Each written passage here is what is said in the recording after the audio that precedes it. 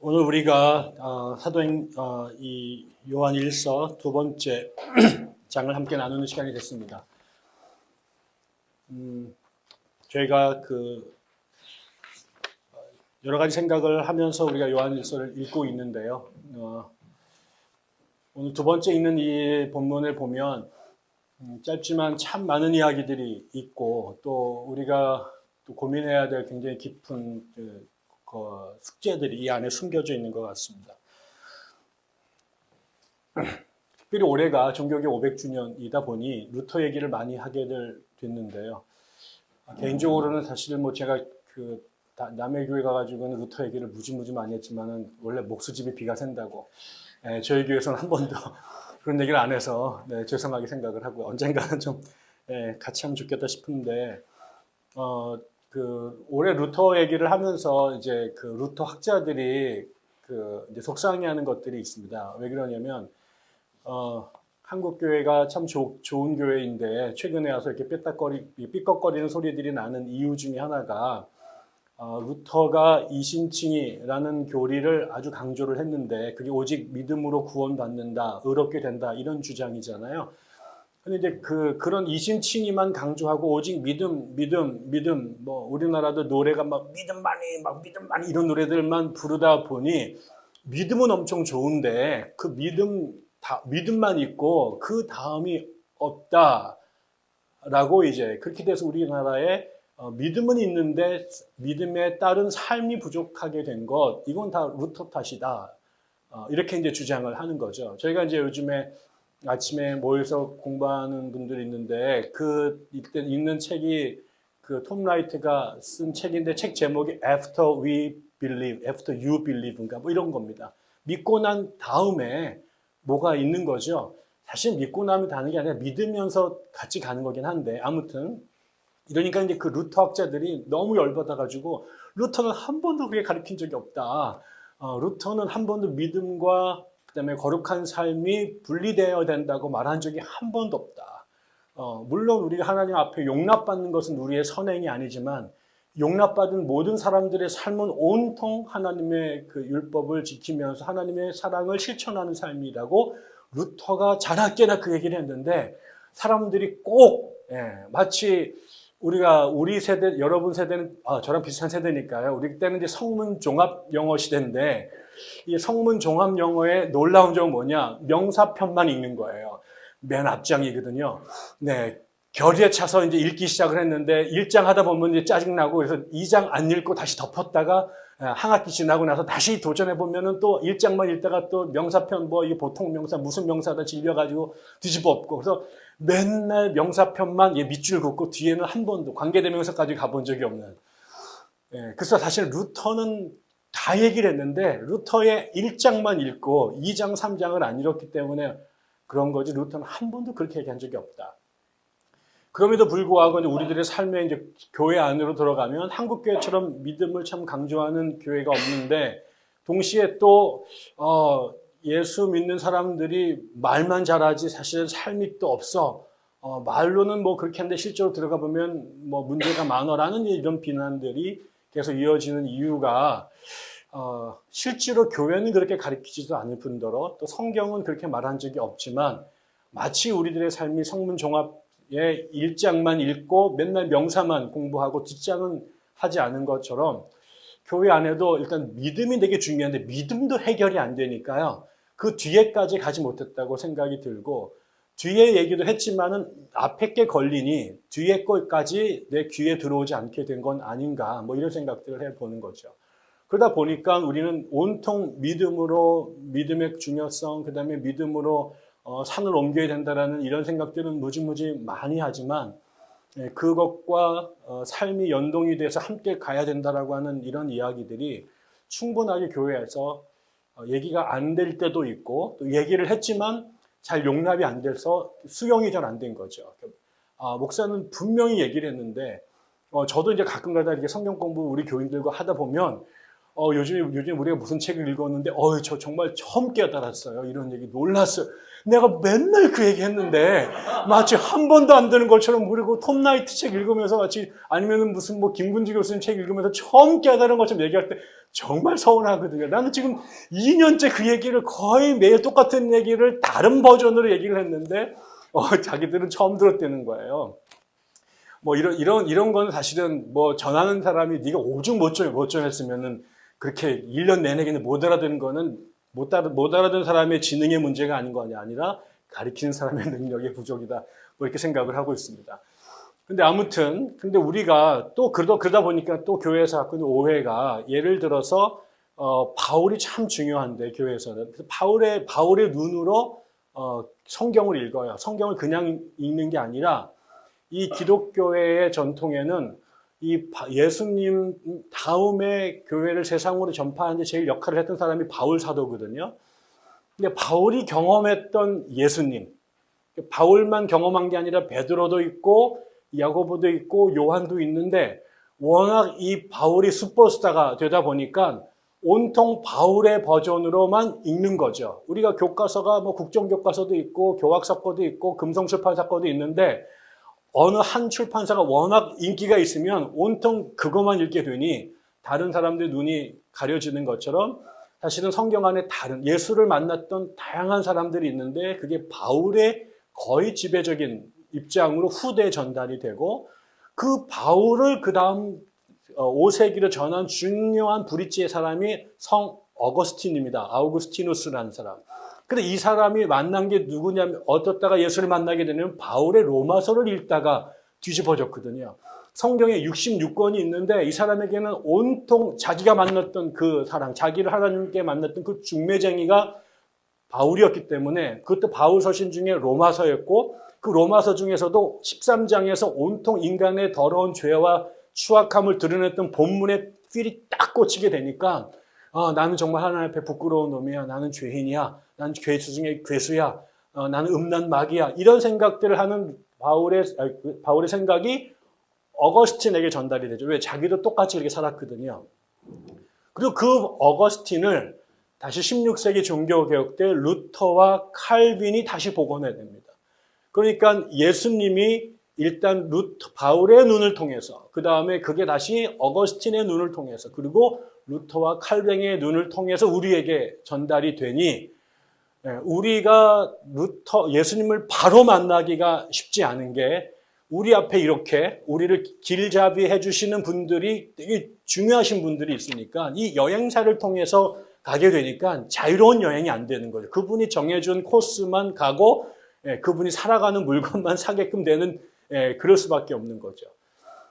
제가 공부를 하러 갔더니 선생님께서 유학할 때 첫 번째가 교회사 시간에 절대로 2차 문헌을 읽지 마라. 다시 말하면 특정 주제에 대해서 연구해 놓은 학자들의 논문을 먼저 읽으면 안 된다. 그 역사 문헌을 원천적으로 제일 먼저 직접 알아듣든 몰아듣든 네가 직접 읽어야 그 사람과 네가 대화를 하지 이 교수들이 쓴 글을 읽게 되면 이 사람에게 의존해서 이들의 눈으로 이들의 길로 원문을 읽게 되니까 너와 그간의 그 자유로운 교제가 불가능하다. 그래서 또 안 읽었더니 뭔 말인지 모르겠어요.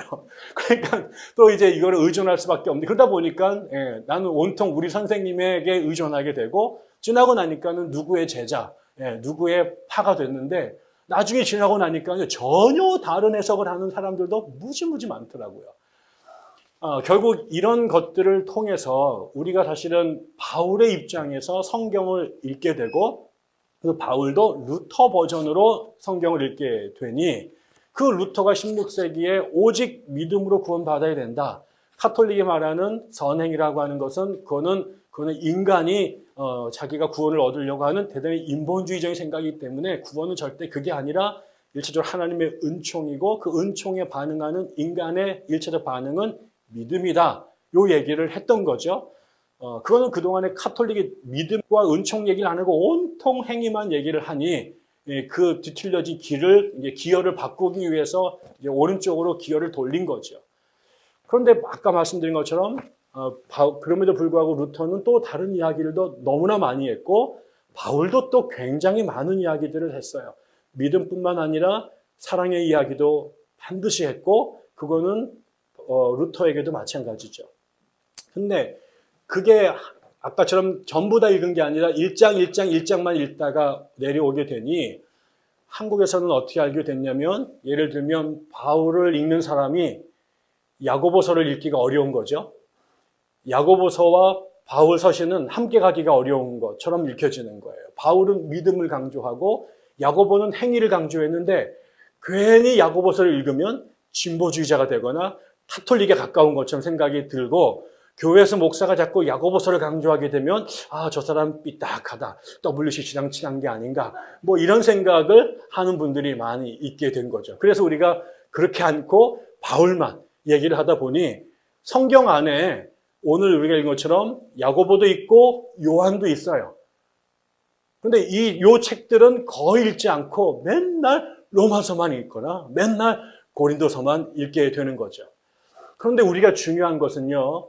초대 예수님을 만났던 사람들 그리고 예수님이 만나서 자기 경험들을 기록을 남겼던 이 귀한 문헌들을 우리가 4세기에 걸쳐서 성경으로 정경화, 그러니까 27권을 그중에 뽑아서 하나님의 거룩한 말씀이라고 결정하는 기간이 자그마치 400년이 걸렸는데 그 400년 동안 고르고 싸우고 기도하고 그 난리를 치면서 만들었던 책에는 27권이 들어있고 거기에는 비록 바울의 책이 제일 많지만 바울 옆에 베드로의 책도 있고 요한의 책도 있고 그 다음에 야고보의 책도 있다라는 거예요. 그리고 교회는 예수님을 제일 잘 알았던 그리고 그분들의 가르침을 물려받았던 사람들에게는 바울도 중요하고 요한도 중요하고 야고보도 그 안에 진리가 있다고 믿었고 그 모든 것이 표현은 다르겠지만 다 하나님의 말씀이고 다 서로 실과 피가 우리가 모든 몸이 이렇게 신경과 핏줄로 연결되어 있듯이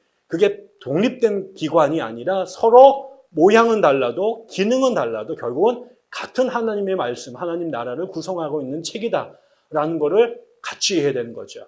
그러니까 결국은 바울이 믿음을 말하고 야고보가 행동을 말하고 요한이 사랑을 말하지만 이게 바울 종교가 따로 있고 요한 종교가 따로 있고 야고보의 종교가 따로 있는 게 아니라 같은 하나님의 진리를 이렇게 야고보의 표현으로 그리고 요한의 언어로 그리고 바울의 글로 쓴 것이다.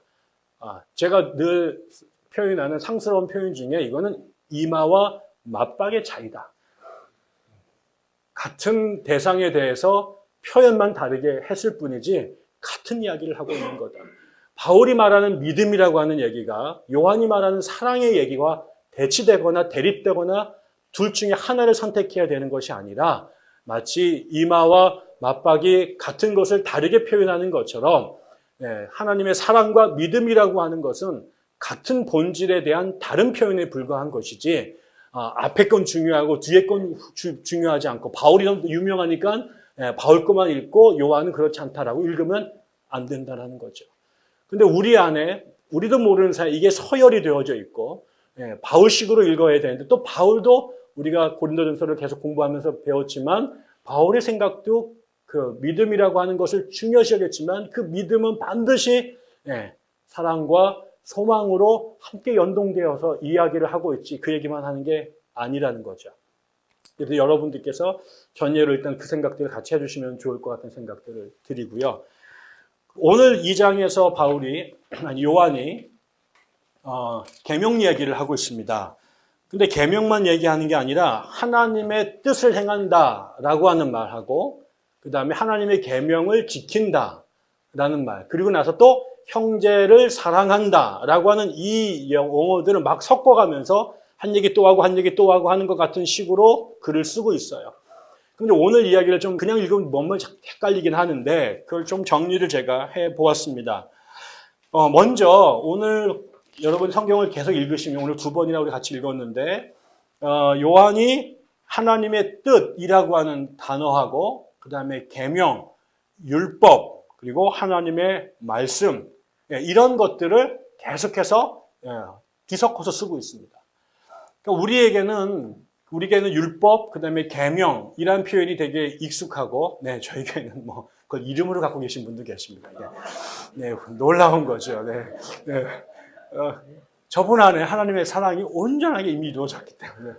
네, 이게 계명, 율법, 그 다음에 하나님의 말씀, 그리고 하나님의 뜻이 같은 거라는 거예요. 그럼 이걸 한번 잘 봐요. 그럼 제일 중요한 건 뭐냐면 하나님의 뜻이죠. 예수님께서 제자들에게 기도를 가르쳐 주면서 너희가 이렇게 기도했으면 좋겠다. 그 중에 제일 앞에 보내는 중요한 것 중에 하나님의 뜻이 하늘에서 이루어진 것 같이 이 땅에서도 이루어지게 하옵소서라고 기도합니다.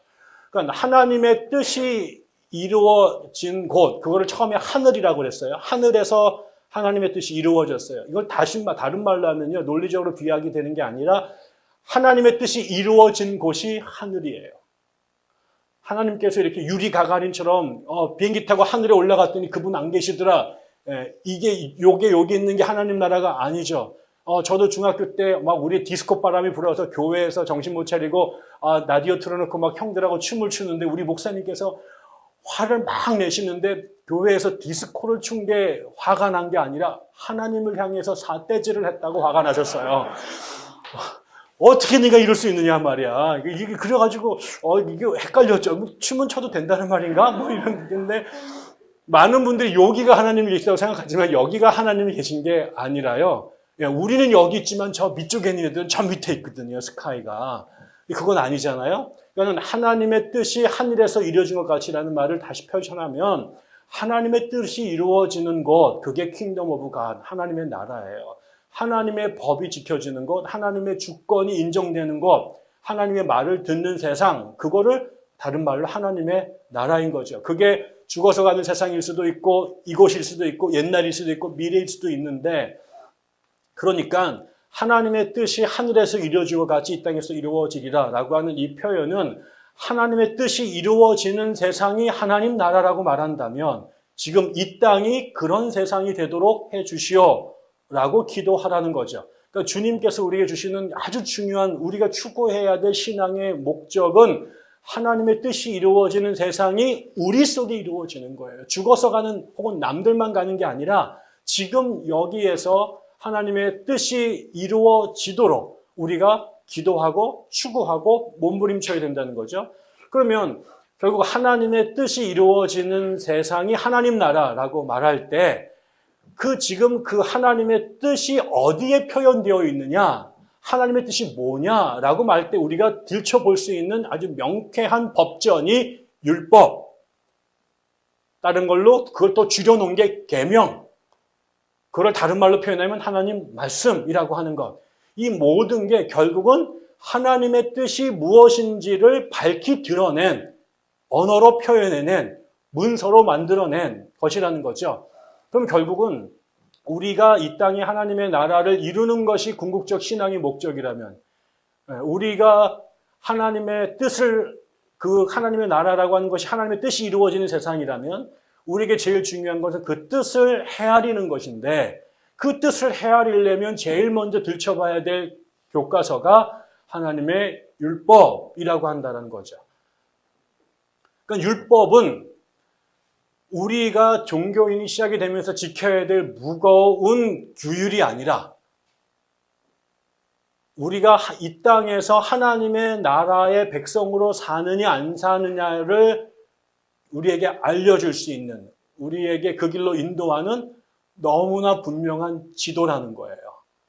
이 지도가 있어야 하나님의 나라를 찾아가고 이 지침이 있어야 우리가 하나님의 나라를 누릴 수 있게 되는 거죠. 우리가 수영을 배우려면 제일 먼저 수영 교본을 읽고, 테니스를 배우고 싶으면 혹은 운전면허를 따고 싶으면 제일 먼저 운전을 할 수 있는 매뉴얼을 읽어야 되잖아요. 물론 야매라는 것도 있어요. 그거 없이 어깨 너머로. 근데 우리 그걸 정식으로 안 칩니다. 야매가 뭐냐? 이단이죠. 비슷하게 가르쳐요. 하게는 해요. 근데 가다가 삼천포로 가요. 저는 한 번도 운동을 제대로 배워본 적이 없어요. 저는 다 야매로 배웠어요. 수영도 그냥 가서 그냥 하니까 됐어요.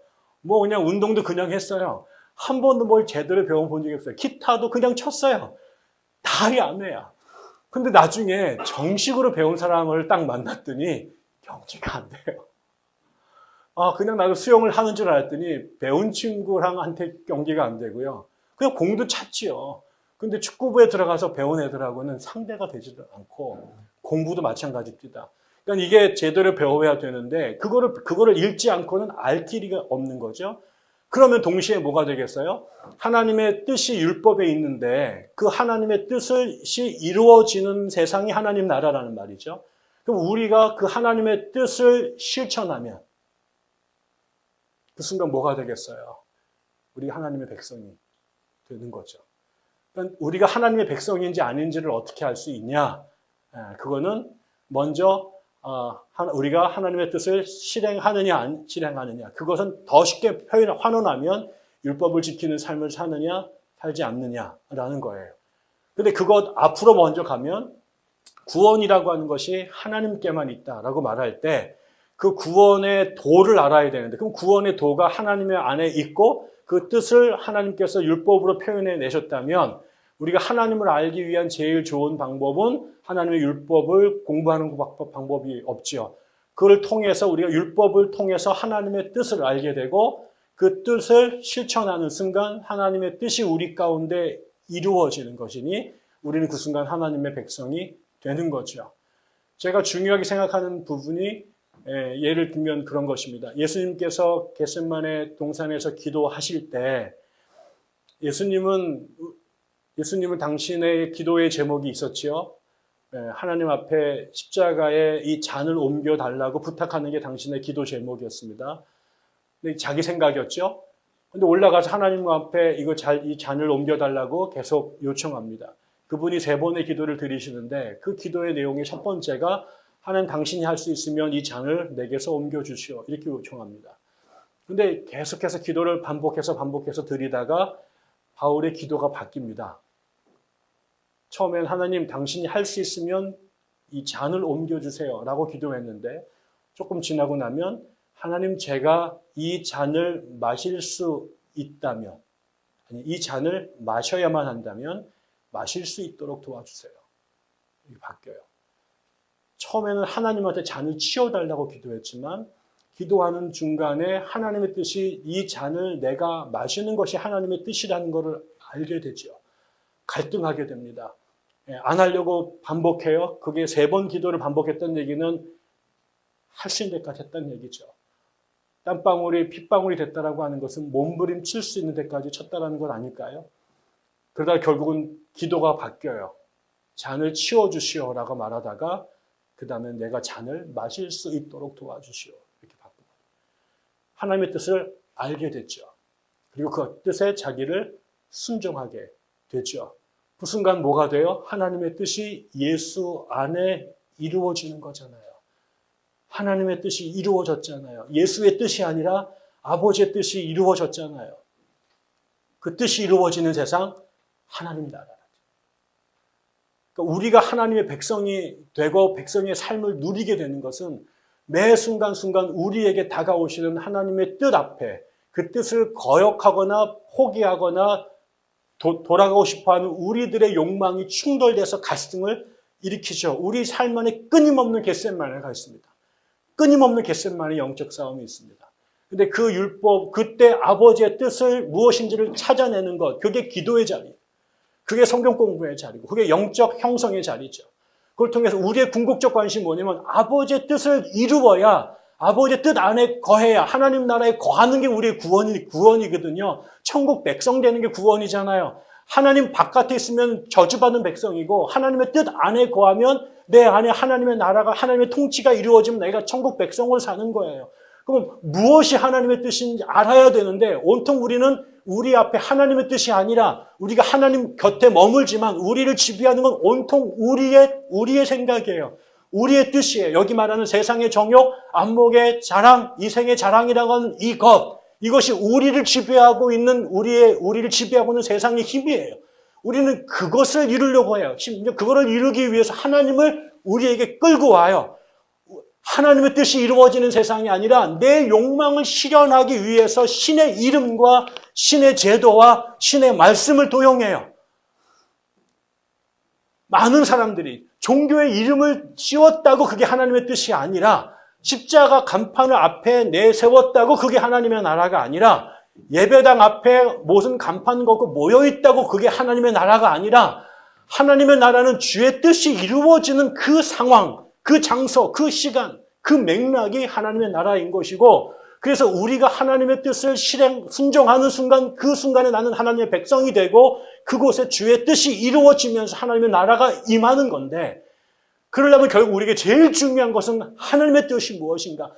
나는 그것이 하나님의 뜻인 줄 알고 온통 갔는데 보니까 온통 세상의 자랑, 안목의 자랑, 이생의 자랑. 그게 세상이에요. 그 세상이 우리 안에도 들어있어요. 그러니까는 우리가 내가 다 한 줄 알았는데 보니까 너무나 많은 것들이 스며들어와 있고 왜곡되어 있어요. 그러니까 끊임없이 우리가 이거를 배워야 되는 거죠. 이걸 알아야 되는 거죠. 야매가 얼마나 위험한 거냐면요. 한마디만 더 말씀 이런 겁니다. 제가 조화유 생활 영어를 유학하기 위해서 조화유 생활 영어를 갖고 공부를 하기 시작했어요. 근데 거기에 그런 얘기 나오더라고요.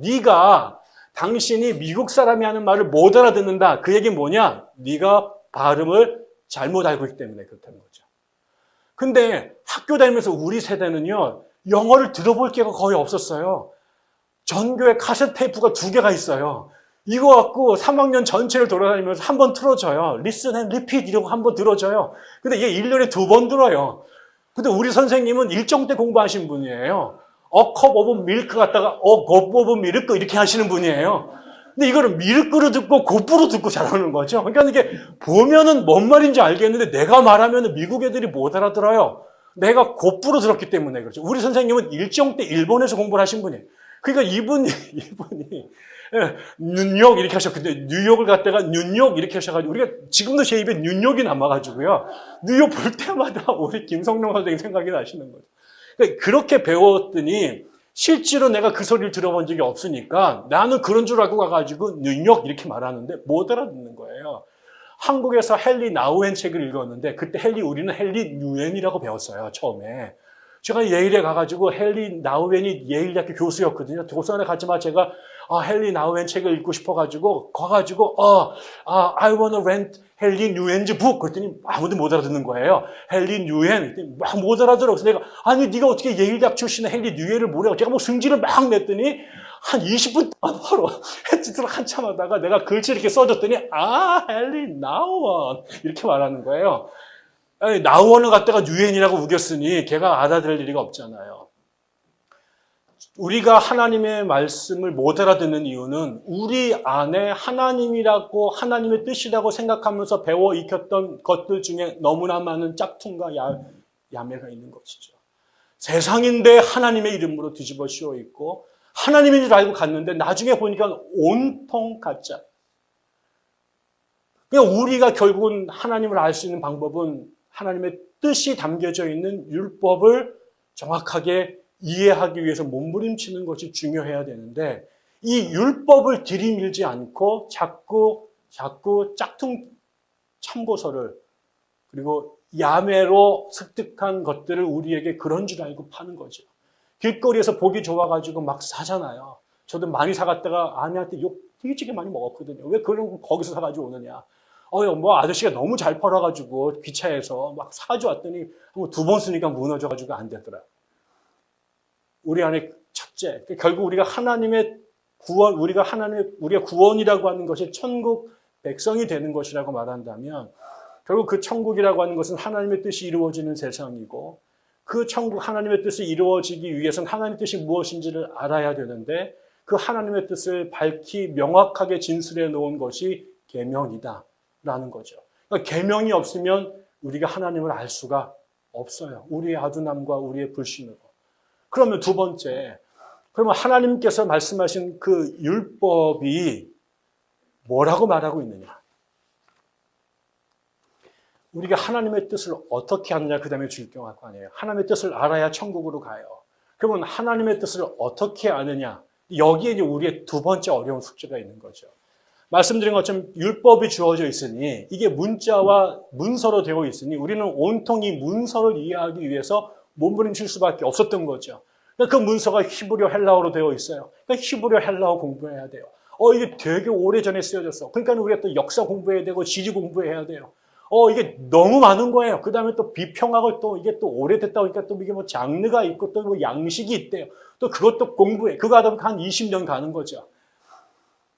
그런데 우리는 그게 하나님의 말씀을, 하나님의 뜻을, 하나님의 계명을 이해하는 중요한 것으로 2000년 동안 전수되어 왔어요. 그게 틀린 건 아니에요. 문서니까 어떻게 하겠어요? 그렇게 해야지. 또 문서가 옛날 문서니까 어떻게? 언어가 다르니까 어떻게? 그거 해야죠. 그런데 오늘 말씀을 보니까 하나님의 뜻을, 하나님의 계명을 아는 방법이 히브리어 헬라어를 공부해야 된다. 신대원에 가서 3년 동안 성서학을 전공해야 된다. 그분들 모셔가지고 무릎 꿇고 꼼짝 앉아서 공부해야 된다라고 말한 게 아니라 하나님의 말씀을, 하나님의 뜻을 아는 방법이 뭐냐? 형제들 간에 형제를, 자매를 사랑하는 것. 이렇게 말해요. 아니, 당연히 저같이 신학교로 밥을 먹고 사는 사람은 신대원 가가지고 MDB 3년 해야 된다. 이렇게 말해야 영업이 된단 말이에요, 우리 쪽에. 근데 그런 얘기를 안 해주세요, 요한이. 뭐라고 말하느냐? 사랑하는 것. 그것도 다른 사람이 아니라 형제, 자매를 사랑하는 것. 그것이 네가 나를 아는 방법이다. 이렇게 말해요. 성경이 뭐라고 나냐면 네가 형제를 사랑하면 이로써 네가 나를 아는 줄 안다. 이렇게 말하죠. 그러니까 우리가 하나님을 사랑하는 줄, 하나님에 대해서 잘 아는지를 어떻게 아느냐? 그 시험이 뭐냐? 그게 네가 형제를 사랑하느냐라고 하는 거라는 거예요. 그걸 다시 뒤집어서 말하면 결국 하나님을 사랑하는 것과 형제를 사랑하는 것과 하나님을 아는 것이 이게 마치 동전의 양면처럼 우리의 살과 피처럼 연동돼 있다라는 거예요. 하나님을 아는데 형제를 사랑하지 않을 수 없는 것이고 형제를 사랑하고 있다라고 하는 것은 우리가 하나님을 제대로 알고 있다라고 하는 가장 결정적인 증거라는 거예요. 하나님을 안다라고 하는 것이 웨스트민스터 신앙고백서를 처음부터 마지막까지 전부 다 답을 다 외워서 쓰거나 66권의 성경책을 머릿속에 전부 다 헬라어 히브리어로 암송하고 있거나 아니면은 토마스 아퀴나스의 뚱마 테올로기아 신학 대전을 전체 머릿속에 이해하고 있는 것이 하나님을 안다라고 말하지 않고 요한은 형제를 사랑하는 것이 하나님을 아는 것이다. 하나님을 안다면 형제를 사랑하게 되어 있다. 하나님을 안다고 말하면서 형제를 사랑하지 않는다면 너는 거짓말하는 것이고 진리와 빛이 네 안에 없다라고 선언하고 있습니다. 어쩌면이 아니에요. 혹시 그럴지도 몰라가 아니에요. 여기는 정언 명령이에요. 그렇게 됐다라는 거죠. 결국 그렇다면 우리가 성경을 공부해야 되고 율법에 대한 연구를 학문적으로 하는 것이 틀리거나 잘못된 것은 절대 아니지만 거기에 결정적인 게 빠져 있으면 안 된다는 거예요. 제가 그런 예전에 간증을 한번 한 적이 있습니다. 제가 이제 미국에 유학을 가서 운전면허를 따야 되는데 그냥 우리나라랑 안 하던 게 이게 생명약 이런 검사를 하더라고요. 그래서 이게 뭐 이렇게 보여주면서 저보고 이렇게 읽으라는 거예요. 그래서 제가 이렇게 읽었는데 잘못됐다고 계속 다른 것도 읽어보고 다른 것도 읽어보고 이렇게 하더라고요. 그래서 이상하다. 제가 한국에서 생명치료를 한 적이 한 번도 없는데 내 안에 문제가 있다는 거예요. 그게 문제가 당신 문제가 아니라 당신 안경에 문제가 있다는 거예요. 그래서 한국의 병원이 안과가 그런 거 신경을 안 쓰는 것 같다. 그러면서 저보고 이게 프리스크립션을 써주면서 가서 안경을 바꾸고 다음 주에 다시 오라는 거예요.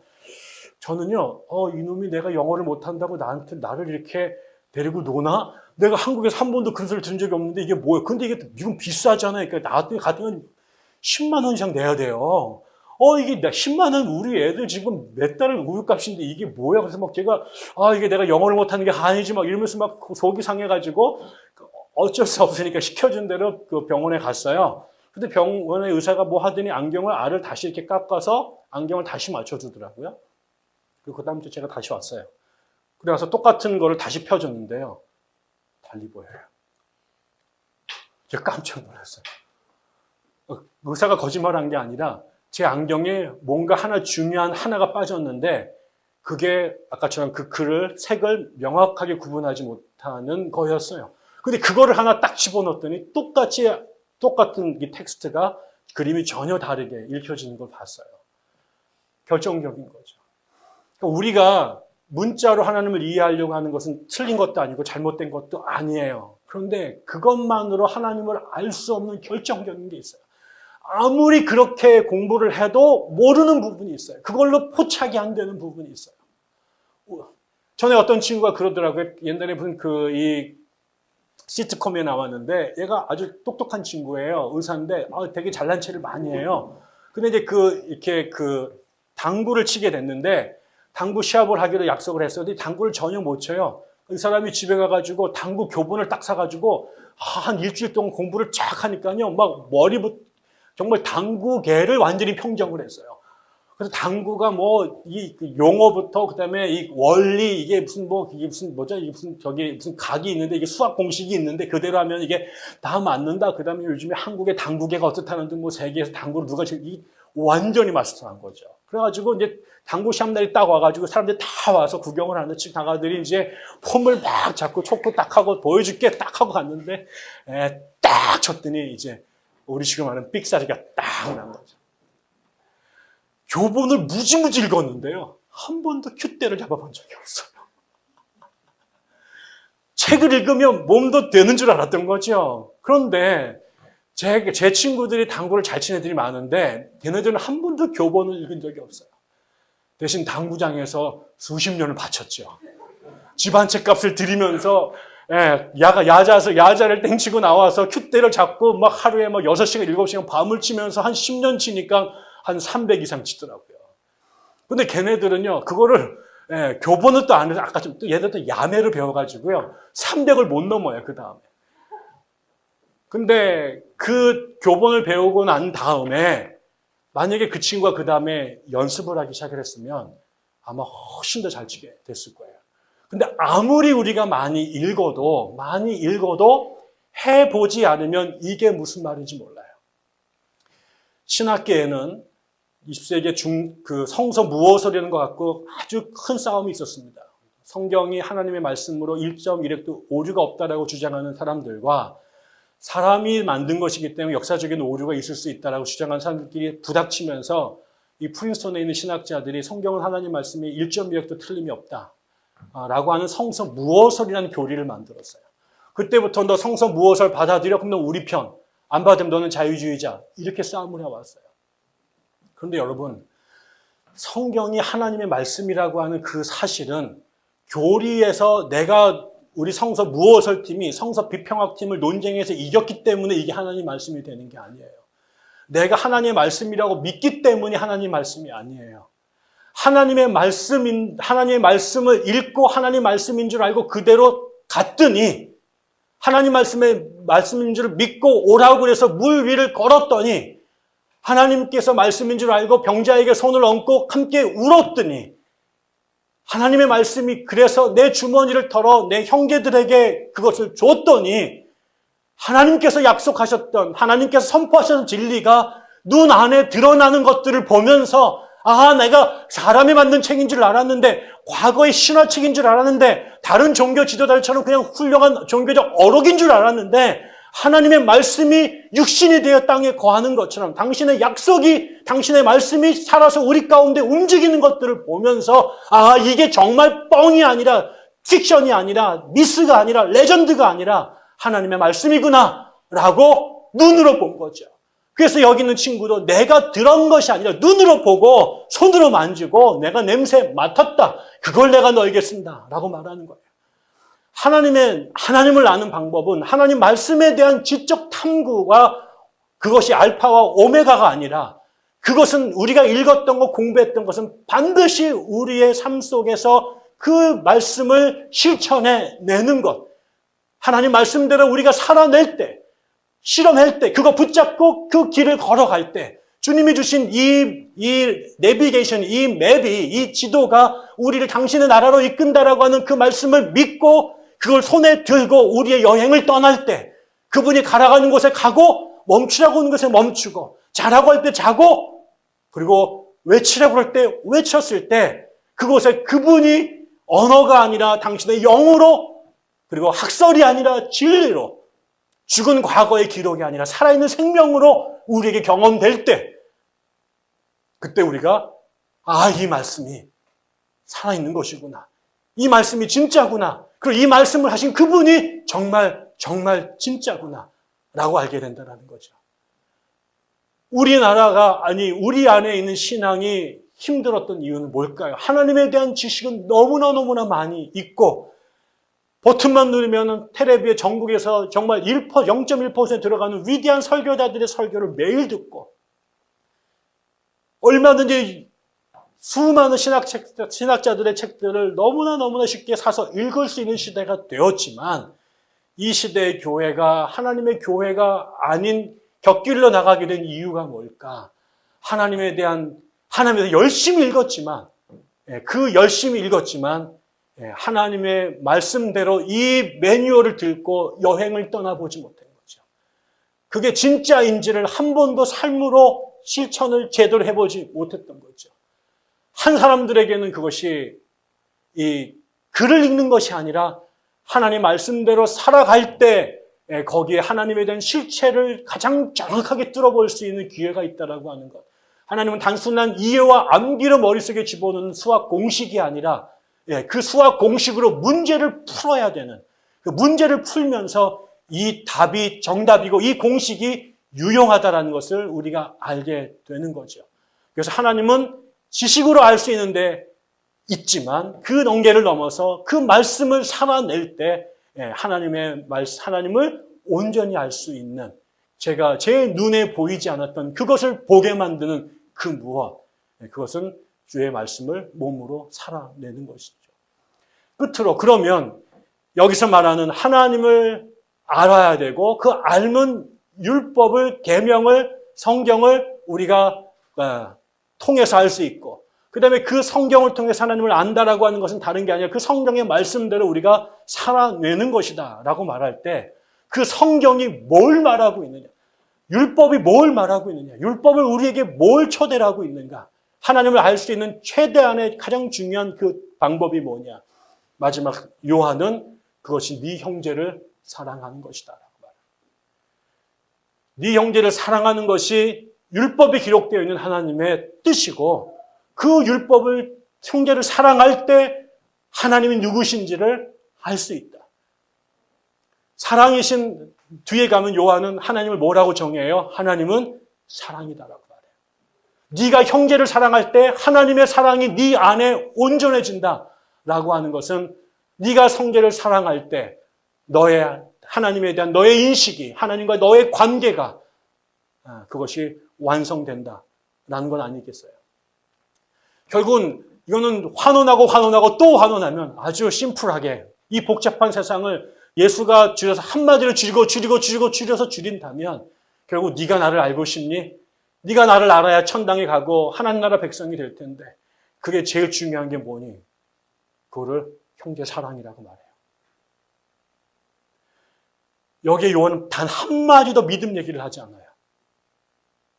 그런데 아까 제가 말씀드린 것처럼 요한도 하나님 백성이고, 바울도 하나님 백성이고, 야고보도 하나님 백성이고, 그들이 쓴 모든 글이 하나님으로부터 계시받아 쓴 거라고 우리가 고백한다면, 바울이 그렇게 강조하는 믿음이라고 하는 것이, 그 다음에 요한이 그렇게 강조하는 행위라고 하는 것이, 결국 요한이 그렇게 말하는 사랑과 다 그 나물의 그 밥인 거예요. 다 그게 그건 거예요. 믿음이 다르고 사랑이 다른 게 아니라, 사랑의 다른 말이 믿음이고 믿음의 다른 말이 사랑인 거예요. 그거를 세상의 철학은 뭐라고 설명할지 모르고, 세상의 심리학은 뭐라고 말할지 모르지만, 성경에서 말하는 믿는다라고 하는 것은 형제를 사랑한다라는 것과 같은 말이에요. 보이지 않는 하나님에 대한 우리의 믿음이라고 하는 그 형상학적이고 추상적인 그 용어가 의미를 갖는 것은, 우리가 형제를 구체적으로 사랑하는 것 통해서 우리의 믿음이라고 하는 것이 생명을 얻고 의미가 있고 살아있는 것이지, 믿음 따로 사랑 따로 가는 게 아니라 믿으면 사랑하는 것이고 사랑하면 믿게 되는 것이, 이거를 분리해서 생각하는 순간 저는 그때부터 우리가 길을 잃기 시작한다는 거죠. 하나님을 어떻게 믿어요? 보이지 않는 하나님을 어떻게 믿어요? 제가 이번 주에 봤던 그 유튜브 영상 중에 그런 게 있더라고요. 제가 수요 예배 때 잠깐 나눴는데, 정말 그런 얘기가 나와요. 어떤 분이 어느 나라에, 우리로 말하면 난지도 같은 쓰레기 하치장에서 그 청소 미화원으로 일하시는 분입니다. 직업이 부끄러운 직업이니까 이분이 식구들한테, 특히 자식들한테 내가 무슨 일을 했는지를 말할 수가 없었어요. 집은 너무 가난한데. 그래서 이분이 뭘 하셨냐면은 일은 그렇게 해서 일용으로 하루 먹고 사는 돈을 버는데 일 끝나고 나면은 그 동네 공공 화장실 가서 온몸을 씻고 그 다음에 가져온 양복으로 갈아입고 집으로 가는 거예요. 나올 때도 그렇게 하고 나와요. 그리고 나서 거기서 작업복으로 갈아입고 일을 하는데 온몸에 오물 냄새가 나잖아요. 그리고 나서 하여튼 최대한으로 위장을 하고 집으로 가요. 그럼 딸이 둘이 있는데 물어봅니다. 아빠 직업이 뭐예요? 근데 아빠가 한 번도 그 얘기를 할 수가 없었어요. 부끄러워서. 내가 쓰레기 치는 사람이야. 이 얘기를 못 하니까, 그냥 이것저것 해. 이러면서 20년을 쭉 지나간 거죠. 근데 자기는 너무 가난했지만 딸 아이들은 이 가난을 대물림하지 않기 위해서 얘들을 공부시키는 거 외엔 방법이 없다. 이 가난에서 벗어나려면 공부시켜야 된다. 그래서 이 사람이 추구동을 일해가지고 아이들에게 자기는 하루 굶더라도 애 책값 내주고 학교 보내서 대학까지 공부를 시킨 거죠. 근데 대학을 가게 됐는데 이제 문제는 갑자기 대학 등록금을 내야 되는데 그거는 자기가 어떻게 할 수가 없는. 그리고 그걸 막 몇 개월 동안 고생을 하면서 돈을 모았는데 결국은 그 돈을 다 마련하지 못했어요. 내일 등록금을 내야 되는데 그 몇 달 동안을 고생해서 돈을 모았지만 많이 모자랐어요. 그런데 이제 이거를 못 내면 얘가 대학을 못 가게 되니까 아버지가 너무 마음이 약해서 일을 할 수가 없어요. 마음이 너무 힘들어서. 일하다가 이제 멍 때리고 앉아서 그냥 이렇게 앉아서 망연자실하고 있는데 그 옆에 있는 같이 일하는 그 쓰레기 치시는 그 미화원들이 오신 거예요. 그러고 나서 물어요. 여보게, 자네 나를 가족이라고 생각한 적이 있나? 뭔 소리야? 나는 니를 우리 형제라고 생각했는데 우리가 비록 이 모양으로 살고 있어도 나는 너를 형제로 생각했는데 너는 우리들을 형제로 생각해? 무슨 얘기인지 몰라 쟤는 벙 쪄 있었습니다. 그때 이 사람들이 그날 자기네들이 벌었던 일당들을 쭉 모아와가지고 주면서 난 네 형제라고 생각했어. 네 자식이 내일 대학 가야 되는데 그 놈도 우리 새끼라고 생각했지. 이거 갖다 줘. 우리 애가 대학 갈 수 있다면 우리가 하루 정도는 얼마든지 굶을 수 있어. 그리고 돈을 모아줍니다. 그 돈을 붙잡고 아버지가 그날 처음으로 작업복을 벗지 않고 당당하게 쓰레기 냄새 나는 작업복 갖고 딸한테 가요. 아빠가 이런 일 했다. 거기에 내 가족이 있었다. 그 사람들이 너 도와주라고 자기들 오늘 번 돈 20명이 나한테 묶어줬다. 내가 이걸로 네 학교 보낸다. 네 공부 열심히 해야 된다. 그 다음에 어떻게 됐을까요? 그 다음 날부터 그 아이들이 딸 둘이 대학을 갔는데 그 이후부터 그 아이들이 매일같이 도시락을 싸가지고 쓰레기장으로 와요. 그리고 자기들에게 등록금을 줬던 그 아저씨들에게 그 작은 도시락을 나눠줍니다. 너 왜 그러느냐? 우리 패밀리잖아요. 아빠들이 나한테 등록금 내줬잖아요. 이제 우리들이 아빠 우리가 섬겨야 될 때 아닌가요? 이러면서 그 아이들이 작은 도시락을 싸가지고 매일같이 그 난지도를 방문합니다. 거기에 그 글이 어디도 뭐 예수 믿는다 이런 얘기 나온 거 없어요. 그러나 그 사람들이 서로를 가족으로 우리가 형제 자매라고 말하는 사이가 되면 피를 한 방울 안 나눴지만 그 사람들이 서로를 형제라고 부르고 자매라고 부르는 그 가족이잖아요. 이 용어는 가족에서 쓰는 말이에요. 우리 식구라는 거예요. 식구니까 나도 아팠고 힘들지만 식구니까 내 돈 하루 일당 포기할 수 있었고 그게 결국은 지옥 같았던 쓰레기 하트잖아요. 그 다음에 수치스러웠던 그 미화원의 삶에 극적인 전기를 마련해 주죠. 더 이상 그 자리가 부끄러운 자리가 아니에요.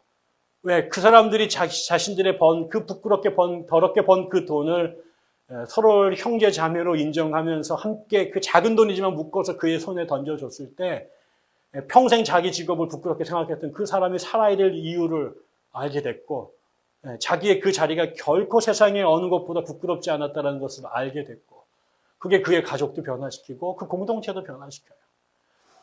하나님께서 원하시는 나라는 그런 세상이에요. 그게 쓰레기 야치장이 아니라 청와대 영빈관 같으면 더 좋겠지만 이 땅에 살아가는 모양들이 다 다르지만 하나님께서 우리에게 기대하시는 것은 그 쓰레기 하치장이 하나님의 나라로 바뀌는 거예요.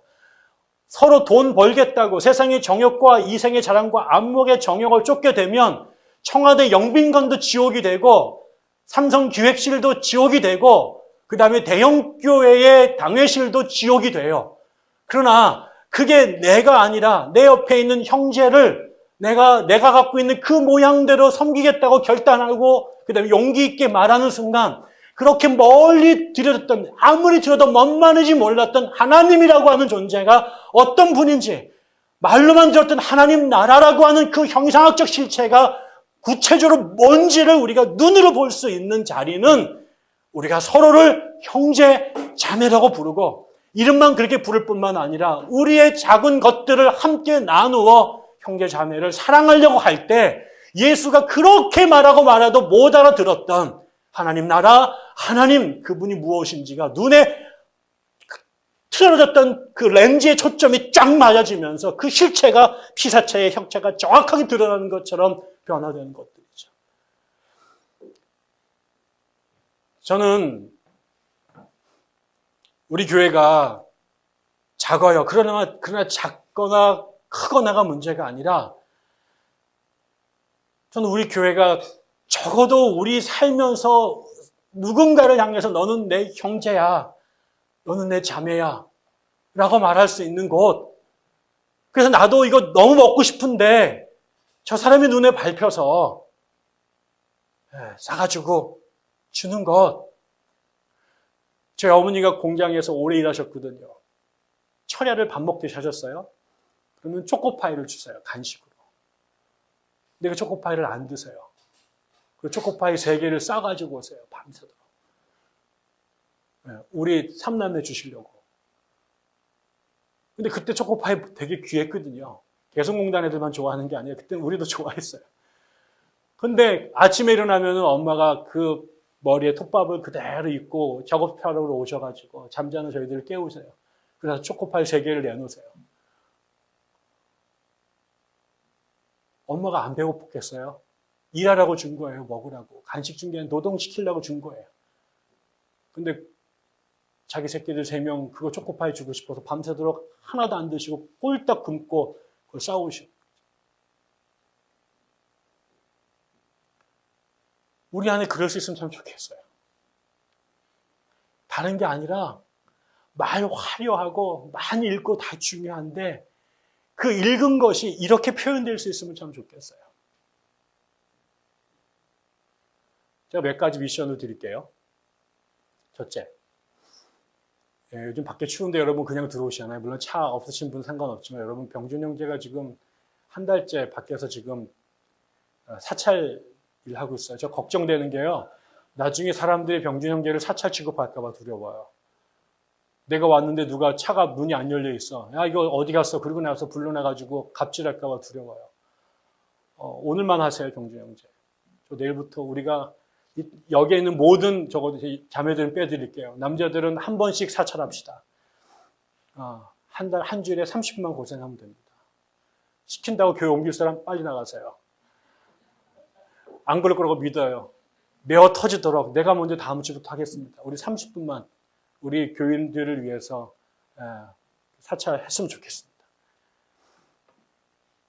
여러분 미워하는 사람들 있으세요? 꼴보기 싫은 사람들 있으세요? 쟤 때문에 백향나무 나오는 거 싫은 애들 있으세요? 지금부터 제가 여러분한테 미션을 줍니다. 12월 동안 새끼를 굶으세요. 그 사람을 위해서. 새끼를 굶으세요. 반드시 굶으세요. 그리고 30일 동안 기도하십시다. 그리고 그 새끼를 굶는 것 같고 12월 마지막 날 올해가 끝나기 전에 여러분 선물 하나 꼭 하세요. 제일 꼴보기 싫은 사람. 정말 죽었으면 좋을 것 같은 애. 아니면 신천지에 넘기고 싶은 이런 애들 있잖아요. 없으면 다행이고요. 혹시 있다면 올해가 가기 전에 끝내요. 올해가 가기 전에 끝내요. 그러려면 여러분 안에 저 친구 나 올해 참 불편했어. 그게 뭐 농도는 다 다르겠지만 3일 3끼를 3끼를 금식을 하세요. 저는 모르지만 저분 다 보고 계십니다. 그리고 우리가 같이 기도해 주세요. 그리고 하면 제가 지금은 제일 불편한 사람이지만 내년에는 제가 제일 사랑하는 사람이 되게 해주세요. 내가 저 사람 제일 사랑할 수 있도록 도와주세요. 저에게 제일 이쁜 사람이 되게 도와주세요. 내가 못 바꿔요. 내가 못 바꿔요. 그래서 기도해야 돼요. 결단이 필요해요. 그래서 3일 굶으세요. 3일에 3끼만. 30일 중에 딱 3끼만 굶으세요. 그리고 한 끼에 10,000원. 그래서 30,000원 안에서 꼭 선물을 사서 카드를 써서 축복한다고 올해가 가기 전에 전해주세요. 저는 우리 교회가 이런 거 연구하는 교회가 됐으면 좋겠습니다. 어떻게 집 넓은 데로 가는가도 연구해야 되지만 이 기가 막힌 방법들을 찾아내는데 전문가들이 됐으면 좋겠어요. 이런 거 노하우가 막 쏟아져 나오는 한 번도 한국 교회가 상상한 적이 없는 기발한 방법으로 서로 사랑하는 방법들에 유능한 사람들이 됐으면 좋겠습니다. 싫어해야 될 이유가 너무나 많은 세상에 좋아할 수밖에 없는 이유를 훨씬 더 많이 만들어내는 세상이 됐으면 좋겠습니다. 싫어할 이유, 미워할 이유가 충분한데 그것보다 사랑할 수밖에 없는 이유를 더 많이 찾아내는데 능한 사람들이 됐으면 좋겠어요. 세상 마지막 이렇게 나옵니다. 아까 세상의 자랑, 안목의 정욕, 이생의 자랑 이거 하지 마라. 세상 사랑하지 마라. 세상 사랑하는 사랑은 하나님 사랑하지 않는 사람들 이렇게 말했습니다. 이거를 우리는 어떻게 풀어야 될까요? 싫어하지 말아야 될 것 되게 많은데요. 싫어하지 않을 뭔가를 미워하는 뭔가를 사랑하지 않는 가장 좋은 방법은 그것보다 더 나의 가슴을 뛰게 만드는 사랑의 대상을 찾아내는 겁니다. 나를 지금 헷갈리게 만드는 나를 끌고 가는 세상의 이 유혹들보다 나를 더 강하게 유혹하는 대상을 만들어내는 것입니다. 세상이 나를 끌고 가는 나의 정욕으로 나를 불붙게 하고 나를 세상에 대한 야망으로 끌고 가는 돈과 섹스와 권력이 나를 지배한다고 할 때 나의 이 열정을 바칠 대상을 돈과 섹스와 권력이 아니라 오늘 하나님께서 우리에게 주신 형제 자매를 사랑하는 것에 우리의 대상을 바꿔버리면 세상에서 돈과 섹스와 권력을 사랑하는 것보다 우리 안에 기가 막히고 창조적인 방법으로 우리 형제 자매들을 더 사랑하는 것에 우리의 마음을 쏟게 되면 우리의 사랑의 대상이 바뀌게 되면 이 세상이 우리를 흔들지 못하게 되죠. 예전에 로버트 레드포드라고 하는 영화 배우가 인터뷰한 걸 들었는데 이 사람이 헐리우드에 같이 사는 사람 중에 이렇게 오랫동안 스캔들 없이 가정을 잘 지킨 건실한 가정으로 되게 유명하신 분이래요. 물었대요. 선생님, 그 헐리우드에 그렇게 이쁘고 그렇게 현란하게 생긴 미인들이 많은데 어떻게 그 한 번도 바람을 안 피고 사모님과 그렇게 평생을 사셨습니까? 그랬더니 이분이 하신다는 말씀이 아이고 여보시오, 집안에 가면은 함박 스테이크가 있는데 내가 왜 밖에 나가서 햄버거를 먹고 다닙니까? 이렇게 되는 거죠. 내 아내가 나의 심장을 가장 뛰게 하는 사람으로 내가 가슴에 그에게 불이 붙어 있는데 밖에 저 천하게 쭉쭉빵빵한 아이들한테 내가 눈을 돌릴 이유가 없지요. 저 사람에게 내 영혼을 팔지 않으려면 이 사람을 더 사랑하는 것입니다. 우리 교회가 세상에게 흔들리지 않으려면 우리 교회가 우리에게 사랑을 가르치고 그 사랑을 실천하면서 하나님을 사랑하게 되고 하나님을 만나게 되는 경험이 이 땅에 있다면 그야말로 지난번에 말한 것처럼 주님 여기가 좋사오니 여기다 초막새 집시다 라는 얘기가 나오지 않겠습니까? 우리의 사랑의 대상을 여러분에게 그리고 사랑에 능한 자들이 될 때 우리를 흔들어 놓는 세상의 유혹들이 우리의 사랑을 방해하지 않을 것입니다. 그렇게 우리가 하나님을 알아갔으면 좋겠습니다. 기도하겠습니다. 함께 기도할까요? 하나님 우리에게 하나님을 알 수 있도록 도와주십시오. 우리의 구원이 당신을 아는 것에 있다면 우리가 당신을 제대로 알게 도와주십시오. 우리가 당신을 알기 위해서 우리가 계명을 읽어야 된다면 계명을 알아야 된다면 계명을 붙들게 하시옵소서. 집중하게 하시옵소서. 그런데 그 계명이 우리에게 형제와 자매를 사랑하라고 명하고 있다면, 요구하고 있다면, 그렇게 유혹하고 있다면 하나님 저희 공동체가 형제와 자매를 사랑할 수 있는 공동체가 되게 해주십시오. 우리의 힘으로 되지 않기 때문에 하나님께 엎드립니다. 성령 하나님, 우리에게 당신의 은혜를 부어주시사 그렇게 형제를 사랑함으로 당신을 알고 그렇게 우리의 구원을 이뤄가는 백향나무 그리고 나 개인 되도록 해달라고 하나님께 함께 기도합시다. 하나님 아버지 감사합니다. 이 시간에 우리가 함께 모여 기도할 수 있도록 인도해 주시고 말씀을 들을 수도 인도해 주셔서 감사드리나이다. 하나님 우리 교회가 하나님 율법을 보게 하시옵소서. 하나님의 말씀을 묵상하게 하시옵소서. 그를 통해 하나님의 뜻을 헤아리게 하시옵소서. 우리 안에 하나님 그 뜻이 이루어져 주의 나라, 주의 백성 되게 하시옵소서. 하나님 그 가운데 우리 하나님을 알게 하시고 그 가운데서 우리가 형제를 사랑해야 되는 것, 자매를 사랑해야 되는 것들을 알게 하시고 그 일을 행할 수 있도록 도와주시되 우리의 버전으로 우리의 맥락 안에서 그 일을 감당할 수 있도록 도와주시옵소서. 하나님 알지만 하나님 할 수 없을 때 있습니다. 하나님 때로는 알지 못하여 실수할 때 있습니다. 부디 주여 도와주시옵소서. 도와주시옵소서. 주님 제대로 알게 도와주시고 행함으로 사랑함으로 바로 알게 도와주시고 그렇게 이 땅에 이곳에 주의 나라가 이루어지도록 인도해 주시옵소서. 하나님 아버지 우리 함께 기도를 올렸습니다. 말씀을 들었나이다. 사랑하도록 도와주십시오. 넘어서도록 도와주십시오. 우리를 현혹시키고 우리의 마음을 빼앗는 그 모든 것들을 끊어내고 형제들, 자매들 안에서 예수를 보게 하시고 하나님의 뜻을 발견하게 도와주시고 그렇게 하나님을 알아 우리 안에 주의 사랑이 온전하게 이루어져 우리의 존재 자체가 이 공동체 자체가 하나님의 나라가 될 수 있도록 주여 역사해 주시옵소서. 다른 곳에서 하나님의 나라 찾는 것이 아니라 여기에서 하나님 나라 경험할 수 있도록 인도해 주시고 다른 곳에서 구원 얻으려 노력하지 않고 여기가 우리가 구원의 자리가 될 수 있도록 도와주옵소서. 우리의 눈을 열어주시고 우리의 지성을 명쾌하게 할 뿐만 아니라 우리의 사지 육신이 움직여 우리의 가슴이 뛰어 형제 자매를 내 핏줄보다 더 사랑함으로 예수의 핏줄로 뒤집어지게 도와주시고 이곳에 주의 나라가 온전히 이루어지게 하여 주시옵소서. 부디 주님 도와주시옵소서. 예수 이름으로 기도드립니다. 아멘.